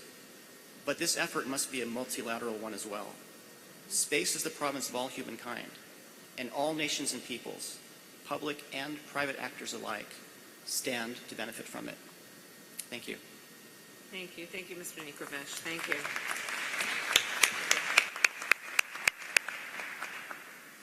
Well, thank you to the panelists. I'd like to now turn to members of the council for your perspective on novel space activities. And I'm going to come back to you, Bill, and talk a bit. Can you talk a bit about how you're thinking about this subject, in particular, novel space activities, and where we are and where we need to be as a government? We are going to see an explosion of increasing economic activity in space. Now, it's interesting that we take so much of it for granted, and look how much of it has already expanded. We take for granted the fact that we get live interviews from London about Queen Elizabeth. My daughter can't drive from point A to point B without putting it in her GPS. And the universe is the future. There's no limit as to what we're going to see. So there are going to be not only the commercial activities, which have been listed here, and many, many more that are going to occur, such as mining of asteroids, mining on the moon. What kind of regulatory effort is going to be there? If we ever perfect fusion, there's going to be a lot of harvesting of helium-3 that's on the surface of the moon. And by the way, it's not only going to be a domestic marketplace, it's going to be an international marketplace. I appreciate so much what you've been doing trying to get other nations to sign the Artemis Accords, which in effect sets a community of standards that says we go in peace, but we're going to do this helping out our neighbors. We're going to have commonality of space infrastructure so that we could help each other if we get into trouble. But the future, there are things that are going to occur that we don't even know what the questions are to ask now. So it's going to be an exciting future, but it's going to be a very, very important one of trying to figure out how we regulate all of this in an international context. Thank you. And again, being intentional to ensure we don't in any way suppress innovation, with all of the other parameters being intact, including flexibility. Yeah. I'm going to turn now to the Principal Deputy Director of the National Intelligence, Stacy Dixon, and if you can talk a bit about how you are thinking about the issue of novel space activity. Thank you, Madam Vice President. America has done a great job enabling private innovation in space. Our biggest challenge now is how to harvest it. To support national security, we must foster even more U.S. space startups to thrive, engage early with the intelligence community, and help solve our most challenging problems. Today, we already enjoy GPS, satellite communications, weather satellites, and images of our Earth for many different applications. Our commercial industry will improve upon all these services by transforming how we build rockets, manufacture and launch satellites, refuel them on orbit, create habitats in space, manage space traffic, and find resources on the moon. Our national security depends upon these capabilities, not just for defending ourselves in space or better understanding the activities of our adversaries, but also for providing critical services that support our entire economy and our way of life. We must build out the new space infrastructure to sustain the next generation of ideas. If not, we will have to rely on someone else to do it for us. U.S. space companies need more predictability from our government. To raise the kind of venture capital and take the kinds of business risks that will drive our space economy to new heights, they need clear rules upon which they can deliver those amazing capabilities. A clear regulatory environment will remove ambiguity and unlock new frontiers for our bold commercial industry to generate sustainable businesses and improve our national security in space. As both public and private entities operate off-planet, we need an established set of rules, a shared and reliable infrastructure, and an international code of conduct. As companies innovate new capabilities for us, they will also need our security expertise and our partnership to operate safely and free from future threats in space. Madam Vice President, the intelligence community is committed to working on these fundamental building blocks with the rest of the U.S. government. Thank you so very much. And as a natural segue to your points, I'm going to ask General Dickinson, who is U.S. Space Command Commander, to talk a bit about the implications to national security of novel space activities. General. Thank you, Madam Vice President, and it's an honor to be here today. The innovation coming out of industry today is bringing an enormous amount of capability, capacity, and opportunity to the table that we historically did not have in national security space. Commercial innovation is now outpacing the demand signal from the government. This presents opportunities for the DoD to develop new and deeper relationships with industry. Commercial sector innovations can help the Joint Force maintain a technological advantage over China, Russia, and others. Harnessing the growing space economy will also enable a more holistic approach to the Department's execution of integrated deterrence, and that is exactly what we're doing today. For example, the Department of Defense spent more than $135 million over the past 4 years on commercial space domain awareness data. Commercial space capabilities and services that enhance our ability to identify, characterize, and respond to activities in space provide enhanced flexibility to meet today's challenges in an ever-increasing contested domain. So as we look to develop a clear regulatory environment, it is important that we encourage American ingenuity to stay at the forefront of space technology. The strength of our commercial partners directly contributes to our national security as well as our prosperity. A space domain where standards and norms of behavior are identified and respected is vital to our national security mission, just like it does in any other domain. So the Department of Defense continues to execute our mission in a responsible manner to promote a safe, secure, stable, sustainable, and accessible space domain. Thank you very much. Thank you, General. And I also want to recognize General Raymond, who is here, who is the Chief of Space Operations for the U.S. Space Force. Thank you, General.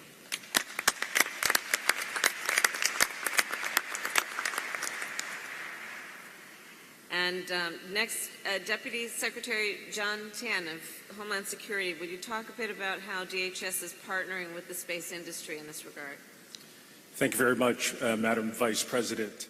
And thank you, Madam Vice President, for convening the National Space Council and for convening this great community of industry leaders, of experts, and of academic leaders. I think today we've all heard how much this community talks about ideas and about information flow and data flow. So to that end, the Secretary of Homeland Security, Secretary Ali Mayorkas, recently signed out DHS's space policy. And the focus was on ideas and was on information flow in two manners. First, in terms of ideas, it's really about intellectual property. And in terms of information flow, it's much about cybersecurity, especially on the ground, but also on orbit.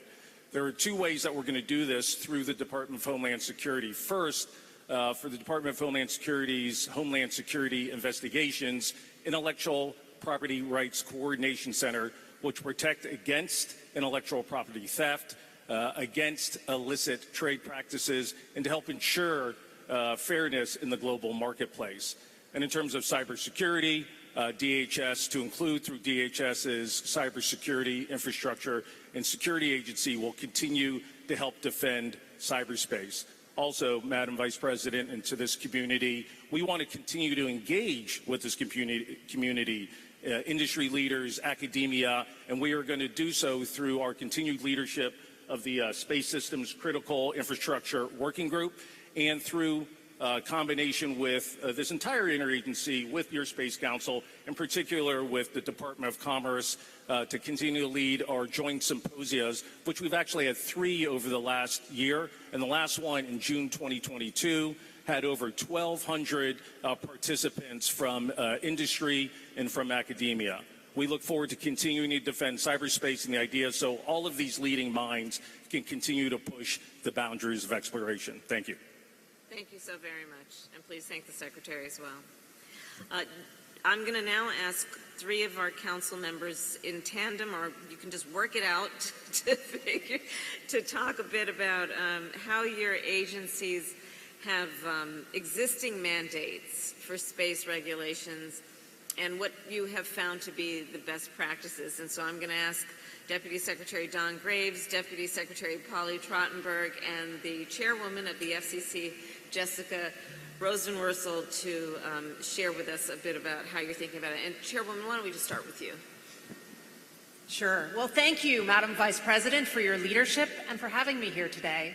This is the first time the FCC is joining the National Space Council. I think that's a good thing because we're doing a lot to help grow commercial space policy in the 21st century. And to respond to your question, I want to point to something we did just starting yesterday. We have kicked off an effort to help clean up outer space and our skies and address orbital debris. To understand why that's important, you've really got to look back and recognize that for billions of years, space was not a landscape for human endeavors. But then the space race began, and in 1958, NASA launched Vanguard into the skies, and it still circles the planet today. Now, when Vanguard was launched, it was this monument to American commitment to the future of space. But today, it also represents something else. It's a reminder that it's still up there, and we have work to do to address orbital debris. In fact, since Vanguard was launched, we've had more than 10,000 satellites launched into our skies. More than half of them are now defunct. They're not being used. And many of them were just launched with the understanding that it was cheaper to leave them up there than to ever make an effort to deorbit. So we've got to address this space junk. It's bad because it increases the risk of collision, which decreases the functionality of space, and it also makes it difficult to launch new satellites at higher orbit. And for a long time, policy in the United States has been, you don't really have to take this stuff down until 25 years after your mission's complete. 25 years is an awfully long time. Our space economy is moving fast, so at the FCC we're going to make this effort move faster, and I've just proposed that we change that 25-year period to 5 years. We are also increasing the speed at which we are addressing satellite licensing by bulking up our ranks of engineers and policy experts, and we're also for the first time making available spectrum for commercial space launches. And these are the kind of things we're doing to help grow the space economy and also protect space and make sure it's sustainable. Thank you. Trottenberg or Graves? Here we go. Thank you, Madam Vice President. Thank you, Madam Vice President. As one of the major regulatory agencies, we certainly recognize novel space activities do require regulatory clarity and flexibility and predictability. Obviously, from DOT and FAA's point of view, our focus is on ensuring the safety of people and property and being mindful of the economic, national security, and foreign policy interests of the United States. I'm proud to say we've taken some real steps to improve our regulatory process, and we're going to continue the improvement, but we created, as I said, the Streamlined Launch and Reentry Licensing Requirements Rule. We published it in March of last year, and for us it's really been a game changer. It did a few things. First, it combined 4 disparate regulatory parts into one, so hopefully made the process easier. It replaced a lot of prescriptive requirements with clear safety criteria and performance-based requirements that we believe will allow industry flexibility and innovation.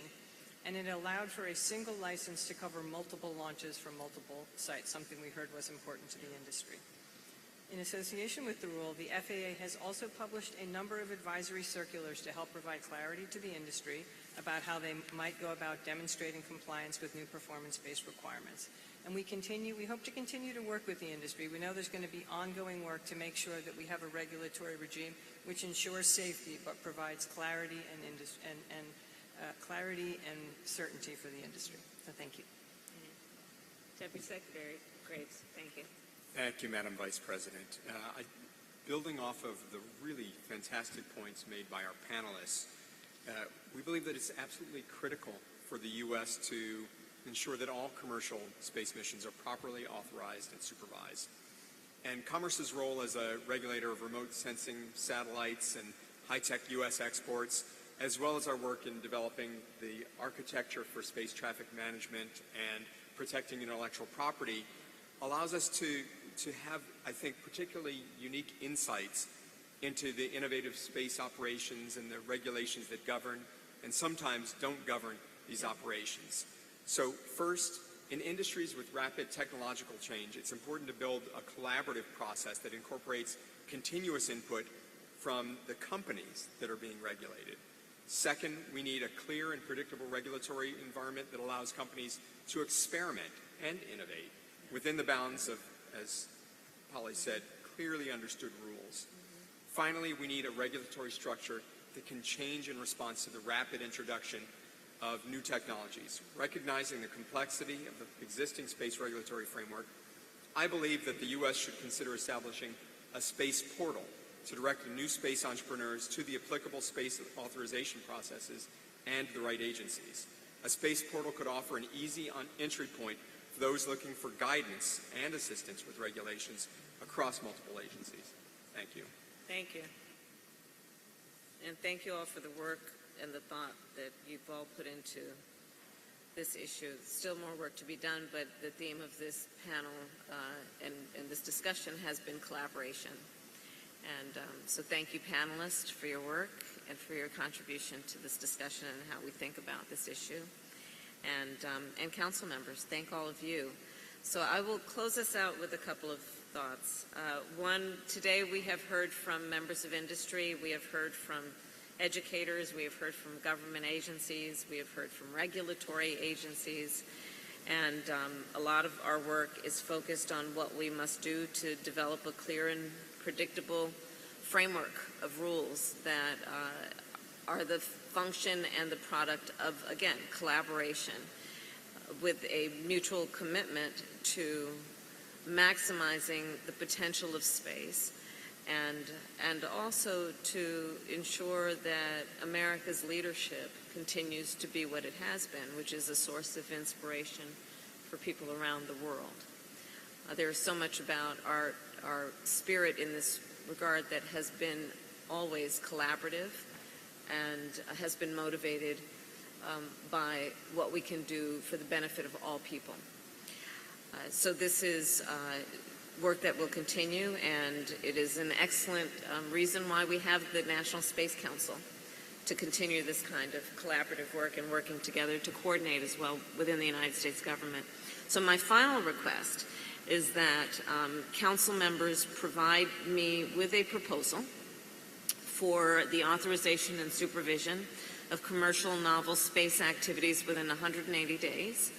And what I'd ask is that your proposals include how we will ensure space operations abide by space safety norms and protocols, as has been discussed this afternoon. And with that, I thank everyone. I thank our panelists. I thank everyone who has participated in this afternoon's convening. Before we conclude, I will also announce the new chair of the National Space Council's User Advisory Group, and that is General Les Lyles.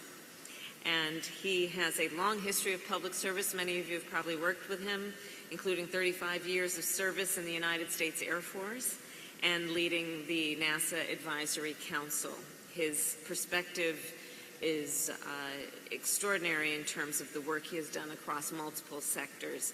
And while he is unable to join us today, I look forward to working with him and his leadership. I also want to thank Admiral Jim Ellis as the outgoing chair for his service to our nation and his leadership of the UAG. And soon we will release the names of the other members of our user advisory group. But with that, I will thank everyone for your ongoing work and your commitment, for all you do, everyone here, to inspire our exploration and our involvement in space. And with that, I wish you all a good afternoon. Thank you. Thank you. Thank you.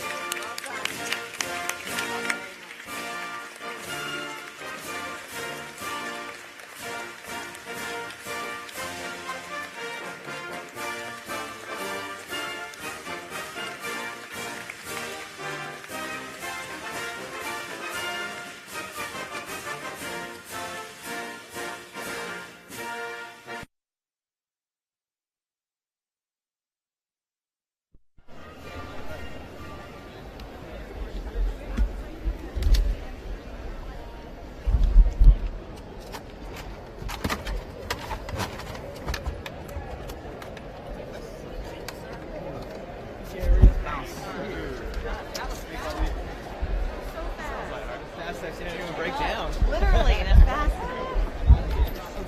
Sorry, man.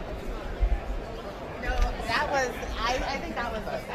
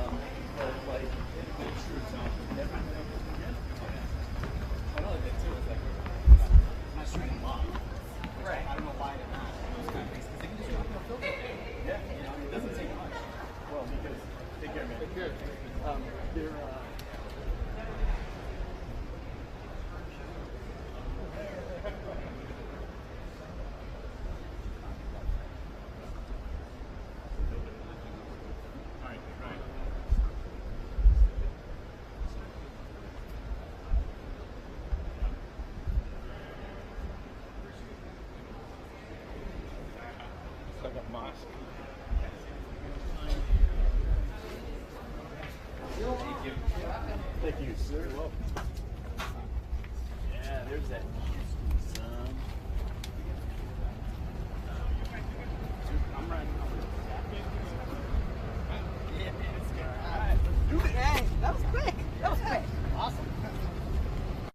That will power. You feel that power. It goes.